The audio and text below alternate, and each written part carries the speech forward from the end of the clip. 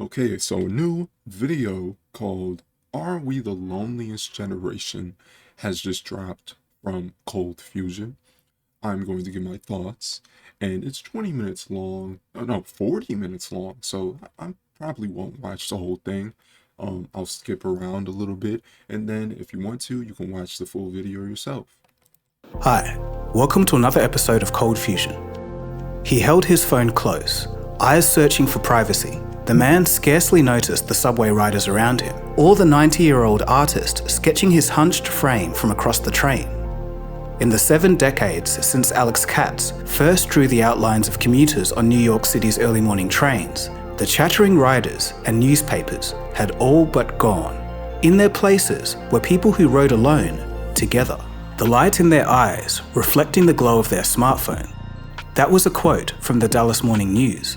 This short imagery is something that we see and all understand, but never really think deeply about. Why does it seem like less people are talking to each other in public? Why do we collectively prefer the dim glow of a smartphone screen? Do you remember your childhood neighborhood?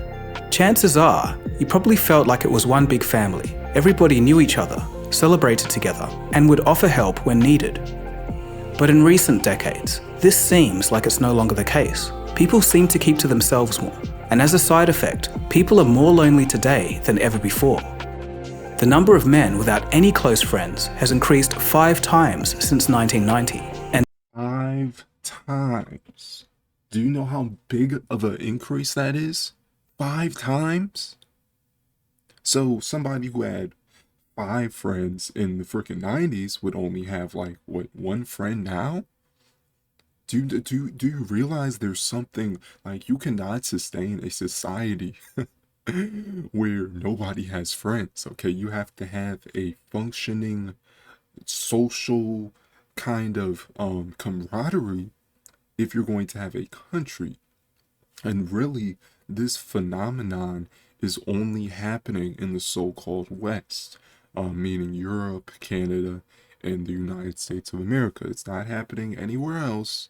And we all know why this is happening, because of things like social media being pushed, division, identity politics, political division, racial divides. All of these things have just served to divide us, to make us angry, to make us scared. Oh, and crime. Crime has gotten everybody so fearful of sparking conversation with a stranger. Oh, is this stranger gonna shoot me if he doesn't like what I said? If oh my God, that's the mindset we have now. People would rather watch these vicious news stories of criminals running rampant in their neighborhood, but this is really just like propaganda, because the odds of you actually getting robbed are very low unless you're like in one of those hyper liberal cities like San Francisco or LA, where they literally don't prosecute crimes. Odds are nothing's going to happen to you. And if you're that afraid of crime, you should just get a gun and defend yourself. and 10 times for women, though the total percentage of men feeling lonely is higher. On top of this, 3/4 of Gen Z report feeling lonely. Why have we drifted from each other? What is going on here? The trend started before the pandemic and even before smartphones, so it has to be something structural within society. But what? I've been working on this episode for many months. It's an exploration of the loneliness epidemic. In this episode, we'll see the definitions of loneliness, its origins, its causes, and who's most affected. Okay, I'm gonna play this at 1.5 times speed. But this episode isn't all bad news. We'll explore some very real ways to combat loneliness. This isn't the kind of video I normally do, but I think it's an important topic. So sit back, relax, and let's get into it. You are watching Cold Fusion TV. Loneliness is on the rise globally, and it's being declared a health risk. A top US health expert has warned that loneliness can be as harmful as smoking 15 cigarettes per day. So they always tell us, don't smoke cigarettes, don't do this, don't drink, don't do drugs. And then they artificially make everybody lonely. They make us feel isolated. They make us feel cold. Like literally everything about today's society is made to make you feel lonely, to make you feel like you can't talk to anybody, like you can't say what you really mean, like you can't just go up and approach somebody and say, hi, how you doing? Because all of that is seen as some sort of offense. And if you do go up to somebody and start a conversation, you got to remember their gender pronouns. You got to remember you have to not offend their political associations. All these little rules, that ticky-tack rules that go with social interaction. And it's just absurd. It's just absurd how much people have just refused. We're no longer human beings in the eyes of certain parts of society. We're divided cliques, all fighting amongst each other in this political game of domination. When it's not true. We're all human. We're all one. And that's what we're not seeing right now. That's what we're not seeing. In 2017, former US Surgeon General Vivek Murthy recognized the growing trend in loneliness based on scientific research. Vivek phrased the phenomena as the loneliness epidemic, but to understand this winding and twisting story, we have to start at the fundamentals. What does it mean to be lonely? People sometimes confuse loneliness and solitude, but the fact of the matter is, being alone and feeling lonely are not the same. You can feel lonely even though you're physically with other people, or you can enjoy solitude without feeling lonely. In a nutshell, loneliness is not always the result of being alone. It's more of a mental state of being. From a neuroscientist point of view, loneliness is actually a state of hypervigilance. It makes you feel unsafe and unsatisfied with your social interactions. It's a type of emotional pain signal. The pain is telling your brain that you need to find someone to talk to. That's what loneliness is, the difference between how much social connection you want and how much you feel you actually have. It can be... And this all comes from technology. I remember when I was feeling that way, and you know what? I said, I'm not going on my phone today. I'm not using my I'll use my computer, but I don't use any social media. I'll just literally put my phone under a pillow and just ignore it for the whole day. And I felt immediately better. Because we're too attached to these things. We're too attached. It makes us feel inadequate. When you're seeing constant Snapchat reels, Instagram stories, Facebook feeds, you're constantly seeing people partying, having a good time with their friends, saying they're living the best life ever while you're just sitting on your couch watching TV. That's going to make you feel inadequate. That's literally just going to make you feel sad. So the best thing you could do is turn off this fake version of reality. And it's not even a form of communication. It's a form of social propaganda. It's propagandizing you into thinking you are insignificant. So why should you be satisfied with the friends you have now when other people are having a much better time with their friends? So what I'm going to do is ditch this friend and try to find something better, and they think the grass is greener on the other side, and it's not. And they end up being lonely. They end up losing contact with all their friends. They end up being some sort of loner. And if you're leaving a toxic friendship, yes, I could understand that. But if you're literally just like, oh, I'm leaving you because you're lame, bro. You're lame. But I can have better friends. I'm cooler than you. Like, come on, bro. People are still in this high school mindset where there's only the cool people and the lame people. And things like social media only magnify those mindsets. Summed up by this line, loneliness is feeling disconnected from others, even when they're right next to you. If it's temporary, it's the equivalent of being hungry. But when it becomes chronic, that's when it starts affecting your health. Chronic loneliness can trigger a fight or flight response, and when that becomes bad enough, it becomes ingrained in our nervous system, resulting in anxiety, depression, and even anger. The pandemic poured fuel on a fire that was already burning. Dr. Vivek Murthy, the U.S. Surgeon General, says loneliness is an epidemic, the focus of an 80-page advisory he is releasing today. We're used to thinking about smoking and obesity as clear public health concerns. So you're saying loneliness is comparable to smoking in terms of the detriment to your health?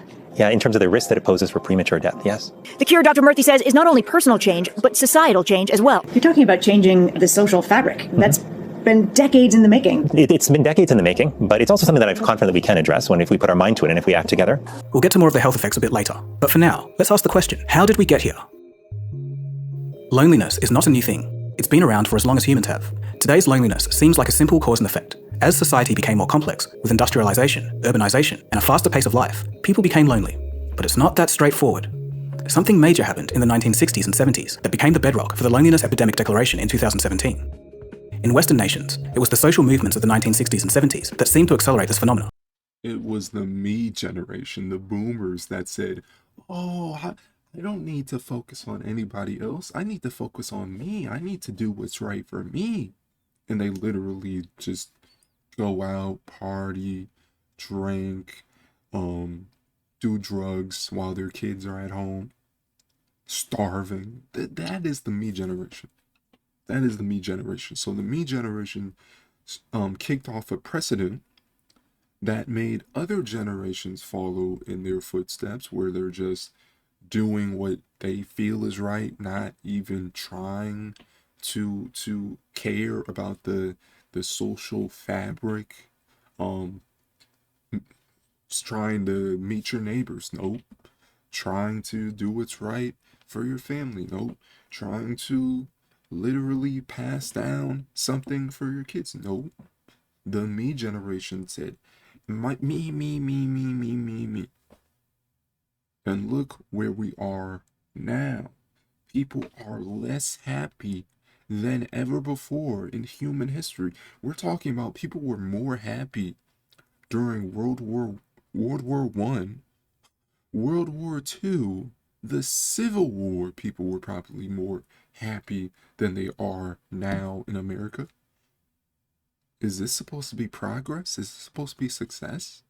This is what we call progress in 2023? Mass loneliness, mass depression, mass isolation. Everyone's living in their own little version of solitary confinement. It's a mental solitary confinement.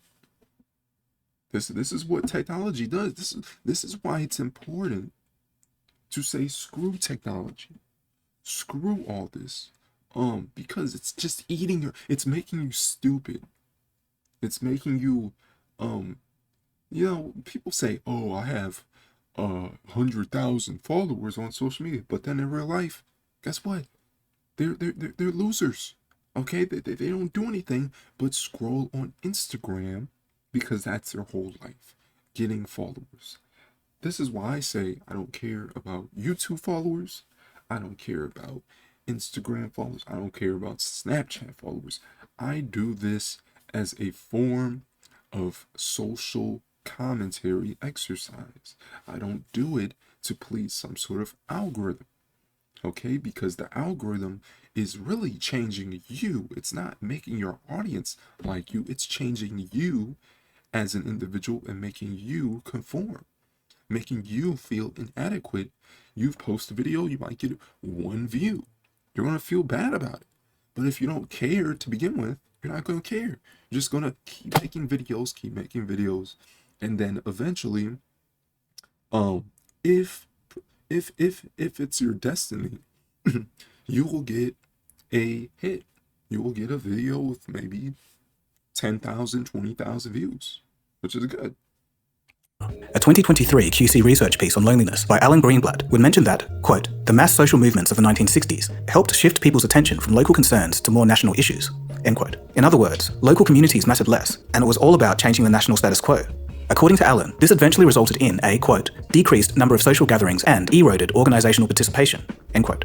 For a commentary on the cultural mood at the time, at least in the UK, you can look no further than the Beatles. According to Paul McCartney, the 1966 Beatles song, Eleanor Rigby, was a broad commentary on the social changes of the 1960s happening at the time. You can see it in the lyrics, quote, all the lonely people, where do they all come from? All the lonely people, where do they belong? Look at all the lonely people. In the 1970s, things only got worse. This period would be famously known as the Me Decade. Why? Because a form of hyper-individualism began to express itself within society. As Yuval Levin articulates in The Fractured Republic, The 1970s saw high inflation, high crime, an explosion of single mothers, and the eroding of family structures. Why collectively care about changing the world, or even the local community, when everyone has their own problems to deal with? The 70s saw tensions between different sects of society grow. Divorce rates would more than double between 1960 and 1980. Society was rapidly changing, and it caused a great upheaval.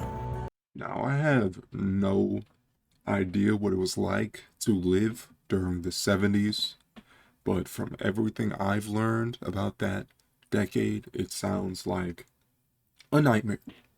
A total nightmare. If you've listened to disco music, it pretty much sums up everything about the 70s. Oh, we're gonna party, we're gonna have a good time, we're gonna dance, and we're gonna dance while society literally collapses around them. The divorce rate skyrockets, drug overdoses skyrockets. Like literally the quality of life is just falling to endlessly. And these people are just dancing. That's all they care about is disco, disco, disco, disco.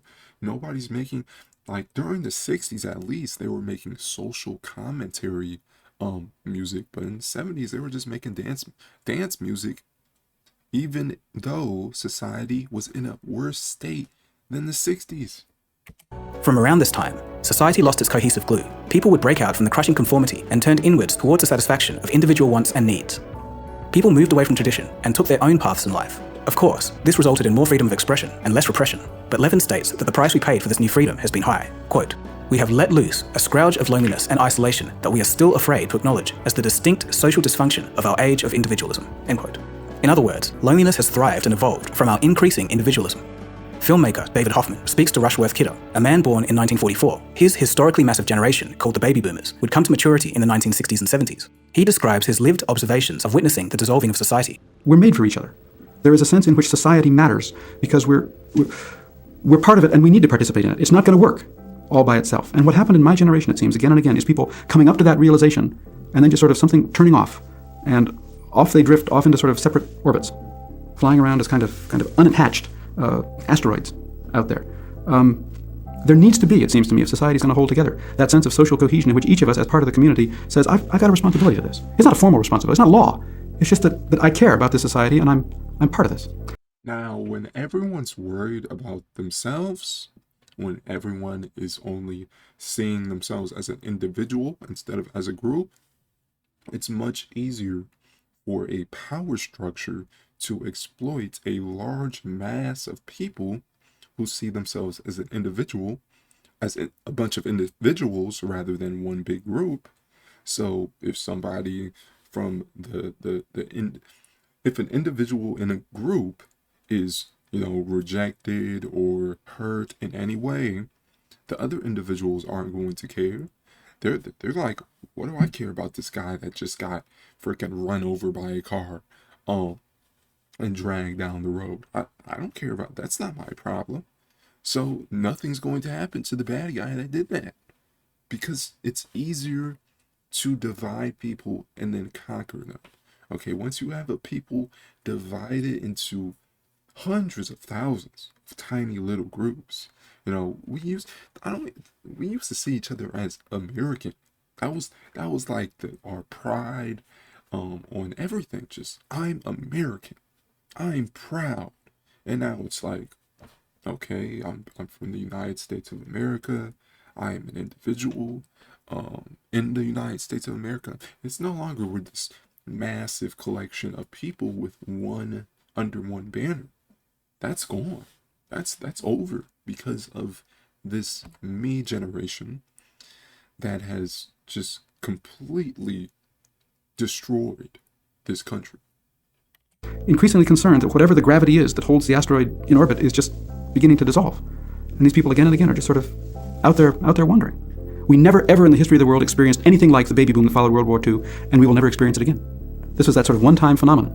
And what we see in the 60s may be as simply explained as saying that's the maturing of that tremendous crush of population, which finally didn't have the elbow room, and finally needed to break out and say, I'm me. This is all to say that the generations following the boomers grew up with strong individual.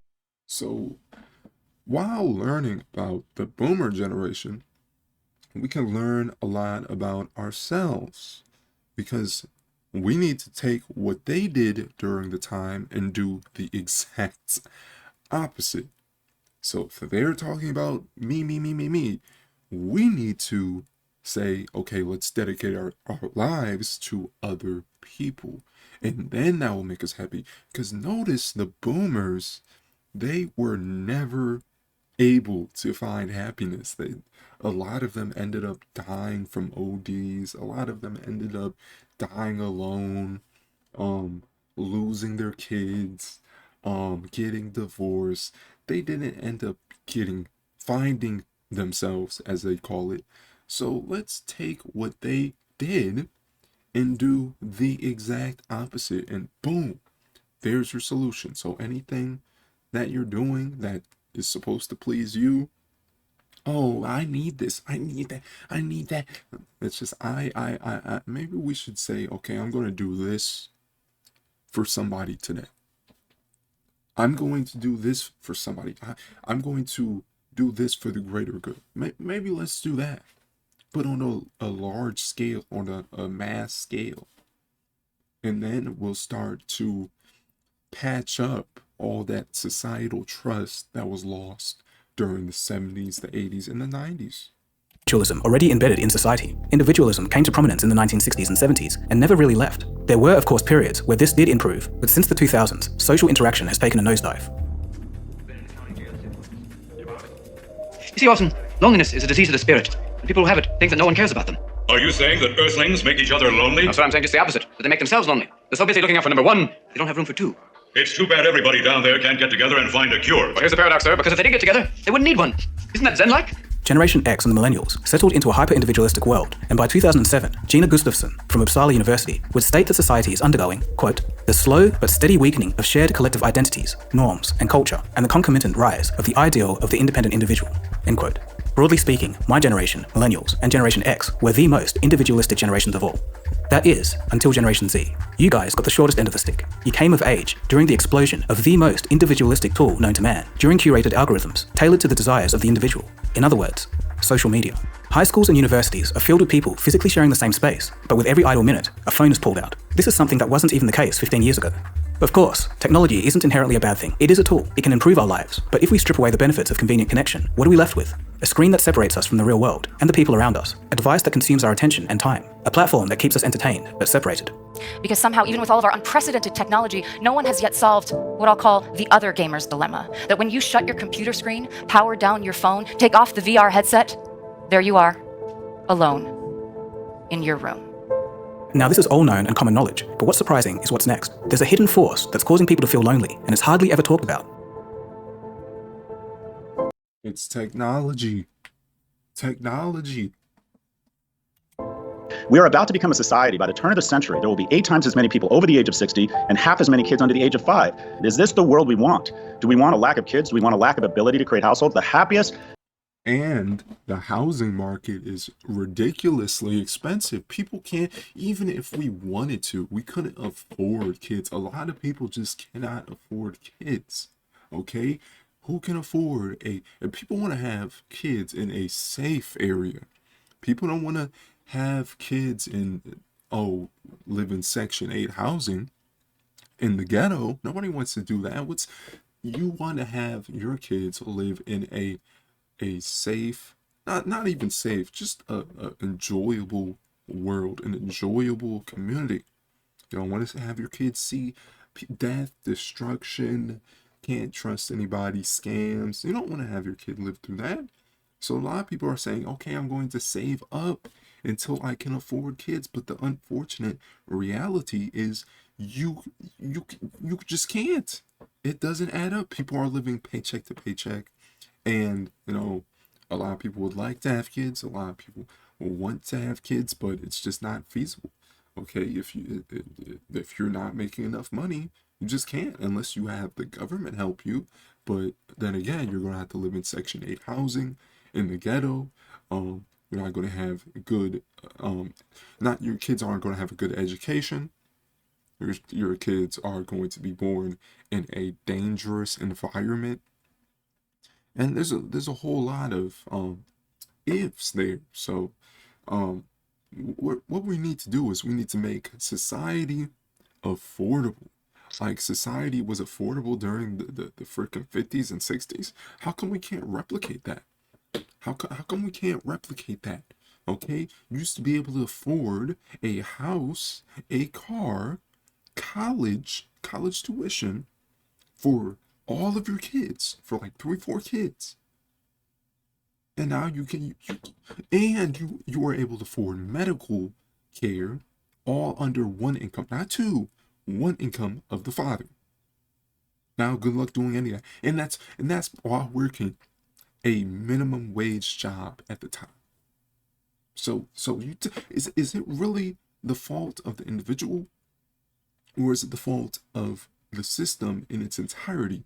Is it the fault of a bunch of individuals allowing people, the elite, to rig the game in their favor, to constantly take from us? Because remember, divide and conquer. So when you divide a people, it's easier to exploit them.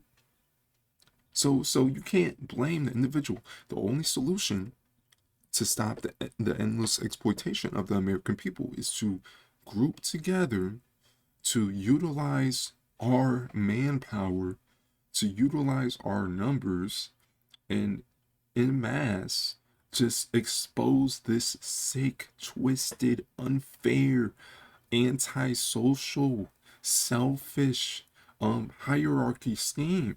That's our only solution. Most prosperous, most purposeful people in America are middle-class families. And we have made a concerted decision to punch it in the gut and make it harder for that type of family formation. And we're going to lose prosperity, and we're going to lose purpose. Most people don't realize this, but societal cohesion and economics are very closely interlinked. A healthy growing economy means that the standards of living go up. Jobs are stable, wages are increasing, and inflation is low. People can afford more, feel happier, and are more likely to build relationships. A faltering economy is exactly the opposite. Today, due to rising inflation, stagnant wages, and debt burdens, people have to work longer and harder. Sometimes we may even need to juggle multiple jobs just to keep up. It's a frustrating state of affairs, but if you're wondering why the world is like this, I fully explained it in my episode, How the 2008 Crisis Still Affects. All across the world, an increasing number of people are taking up second jobs. Most young people are working, but still can't afford to rent or buy a home. It's getting too expensive to go out. In all of that, where is the time, money, or energy for socializing? There is no time. If you've just worked 2, 3 jobs, if you've worked a 16-hour shift, are you going to actually go out and do things with your friends, or are you just going to go home and collapse in your bed and go to sleep? It's not hard to figure out what you're going to do. Okay? And if you have to work, I knew somebody who worked 4 freaking jobs to pay off the college tuition, to pay off housing, to pay off all the other bills. 4 jobs. And our ancestors, our grandparents used to have to work 1 job. 1 job. And they had money left over. They weren't living paycheck to paycheck. How did it get to the point where people are no longer going to accept this? It's no longer acceptable. I'm sorry. People are starting to say, hey, I want more money. I'm not going to work 2, 3, 4 jobs. Okay? 10 years ago, people would have been like, I'm going to work 4 jobs in order to pay off basic expenses. No, because your time, you will never get back. Your time is priceless. They got to pay you more for your time. They can't just pay you enough so that you make enough to feed yourself and go to work the next day. They got to pay you enough so you can actually do things, so you can actually go out, have fun, hang out with friends, and have enough energy left over to do extracurricular stuff, not just collapse in your bed. Okay, that's the problem, the economy. And I don't even like calling it economy, because it's not an economy. Because it doesn't work for everybody. It's a scam. It's a pyramid scheme. This is not an economy. This is a freaking pyramid scheme. Okay, where the people who have the connections get all the money, and the people who were just born regular people have to literally scrounge and just hang by a thread their entire life. They won't ever be able to retire. If you think Gen Xers, millennials, and Gen Zers will be able to retire, you're out of your freaking mind. What do you think happens when a younger generation has less children, then there's less people in the coming generations to pay off things like Social Security. When there's less young people than there are old people, you can't have a retirement system because there's too many old people and there's not enough young people to take care of the old people. Okay, so it's just one giant scam. And who is going to pay like 50% taxes, 60% taxes in order to pay for somebody else's retirement that you won't be able to get when you retire? It's a scam. Impacts how lonely we feel. And it's not just some pie-in-the-sky idea. To give you a data-driven picture of how influential economics can be to feelings of loneliness, a study with 400,000 UK participants found something shocking. If you measure the amount of loneliness felt in the aftermath of the death of a spouse and divided that by 4, that's the same amount of loneliness as going from earning over £100,000 down to under £18,000. The researchers also stated that losing this much income is half the loneliness felt from a divorce. The measures of loneliness were quantified by a range of survey questions. It's not directly intuitive, but being in a desperate economic situation directly increases feelings of loneliness. So now that we know some of the... So poverty, homelessness, financial struggles like debts, all of these things increase loneliness, obviously. There's nobody's your friend.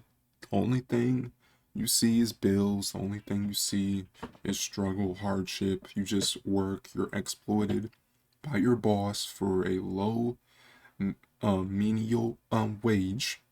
And that's all you get. That's all you see the world as. Just you getting exploited. You paying other people. You treating yourself like dirt in order to get a wage, okay? And your wage isn't enough to actually take care of your mental health and eat right.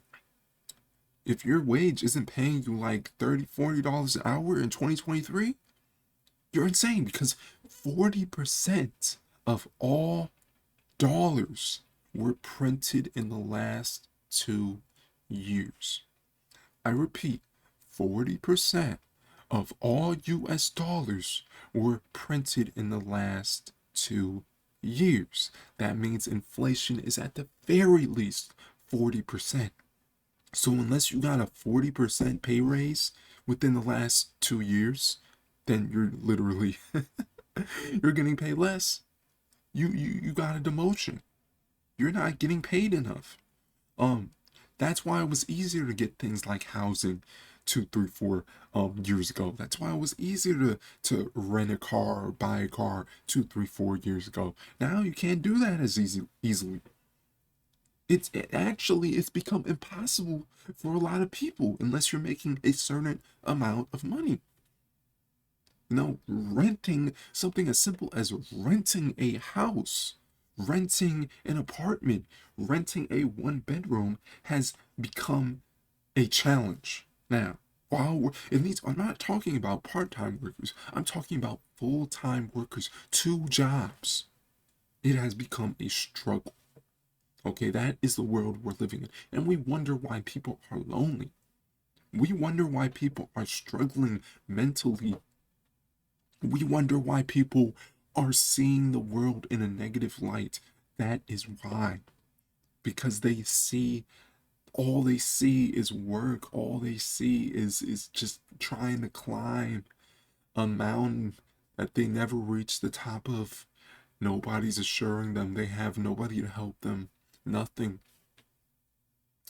Now, obviously, I do believe in hard work, yes, but at a certain point, when the 1% doesn't have to work hard at all, they don't pay any taxes, yet somebody born in a freaking trailer park is supposed to work 5 jobs just in order to afford his freaking trailer in the middle of nowhere. What is the point of that? Is that fair? No, it's not. The causes. In all society, who is the most affected? Statistically, it is not the elderly anymore. Now, it's the young. If you do a search for I have no friends on YouTube, the results are filled with experiences of young people feeling lonely. They struggle to make real connections. These videos have thousands and even millions of views, which means that they must be resonating with people.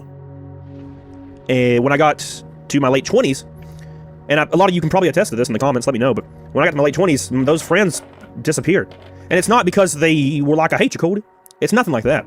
everybody my age seems the same. That just seems how it is nowadays. And I'm sitting alone in my apartment at my desk staring at my computer. Because I don't have any friends.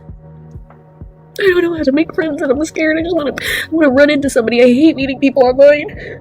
It's so awkward. And you put all this into a conversation, but when you meet someone, you don't have that. I feel like I need to meet people. But I don't know how, and I don't think it's possible as an adult to just run into people. Now, this is how it is, okay? Art, for some reason, within the last 10 years, we've gamonized people for starting spontaneous conversations with strangers, and then we wonder why this generation has no friends. It's because it's no longer socially acceptable to even say hi to a stranger, to even look in a stranger in his or her eyes. It's just not acceptable. It's, oh, that's harassment, that's this, that's that. Oh, come on now. But it's acceptable to freaking text a stranger on freaking a dating app. That's acceptable. But it's unacceptable to look a stranger in their eye and say, hi, how are you? It's crazy. People don't look anybody in their eye anymore. People don't even say hi. Even if I see that person every single day, they don't say hi. And that's insane to me. That's insane. Have you ever had friends that secretly hate you? I had a lot of them in my life, which is why I'm 30 years old and I have no friends. There's also a subreddit called r/lonely. It's ranked in the top 1% in terms of community size. There's thousands of active users discussing their isolation, lack of friends, and life partners. In previous years, younger people weren't considered a lonely demographic, but in 2015, the BBC's Loneliness Project surveyed over 50,000 people and found that the rates of loneliness in young people were similar to that of elderly people. Here's a chart looking at the loneliness distribution between 2014 and 2018. The dotted line represents the 2018 data. As you can see, the rates of loneliness among the young are trending higher, whereas the elderly seem to be dropping. Fast forward to 2021, and a Harvard Graduate School of Education survey found that 61% of young people ages 18 to 25 reported experiencing profound loneliness, including feeling lonely all the time, and this was compared to only 36% among other age groups.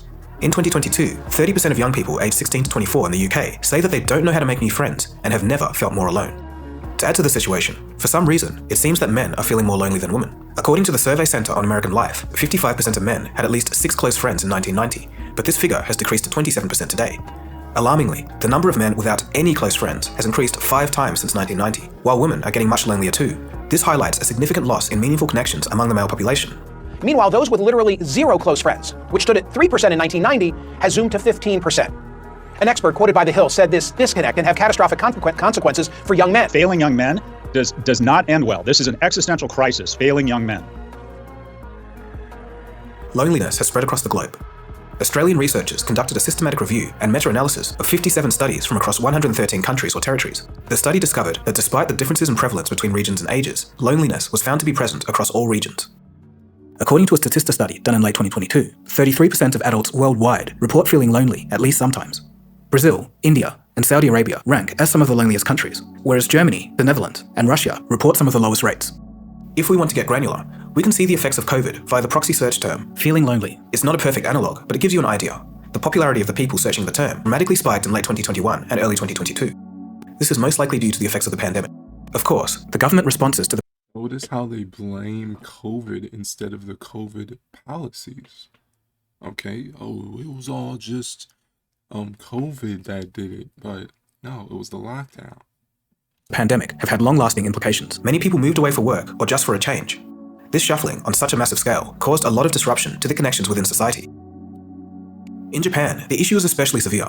In 1991, their central bank popped a stock market and real estate bubble by raising interest rates. The economy stagnated so hard that the period that followed is simply known as the lost decades. A lot of young Japanese people today aren't dating, and a large number don't have any friends. Some live their lives as shut-ins known as hikikomori. They can sit in their room for months, and sometimes years, only venturing out to eat and use the toilet. And in the bedrooms of homes across Japan, more than 1 million people have retreated altogether. Hidehiro Shinmasu is one. His bedroom has been his universe for the best part of 20 years. So if you want to judge a society, judge them on their young men. Their young men are struggling, then odds are that society will not last another 20, 30 years, because no society in the history of ever has been able to survive without a strong male. And don't get me wrong, it's not just Japan, it's also happening in America, in Europe, all over the world. This is happening, but mostly, as I said before, it's mostly happening in America, Japan, and Europe. So, what is going on? What is the common denominator? I'll tell you. It is chemicals, technology, chemicals like plastics in the lakes and the rivers and the water supply. You have all these sorts of birth control pills. Like if somebody takes birth control and then they pee in a toilet and flush it, that doesn't just disappear. That those birth control chemicals don't just disappear. They go into the water supply. Okay, where do you think toilet water goes after you flush it? It goes back into the water supply.